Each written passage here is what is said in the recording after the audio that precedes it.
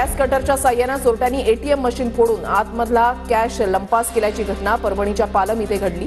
चोरी सीसीटीव्हीमध्ये कैद। परभणीमधल्या स्त्री रुग्णालयाकडे जाणाऱ्या रस्त्याची चाळण गर्भवती महिलांना रुग्णालयामध्ये जाताना सहन कराव्या लागतात यातना। प्रशासनानं लक्ष देण्याची मागणी।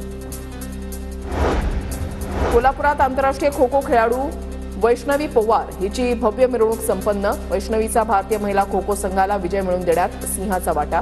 इचलकरंजीमध्ये कौतुकास्पद जल्लोषी मिरवणूक। नाशिक जिल्ह्यामधल्या प्रति जेजुरी म्हणून समजल्या जाणाऱ्या खंडोबा महाराजांच्या चंदनपुरीमध्ये 15 दिवसीय यात्रोत्सवाला सुरुवात। रात्री केलेल्या रोषणाईमुळे संपूर्ण परिसर उजळून निघाला। डीकेटी सोसायटीच्या इचलकरंजी हायस्कूलची विद्यार्थिनी सलोनी पाटीलची राष्ट्रीय स्केटिंग स्पर्धेमध्ये निवड।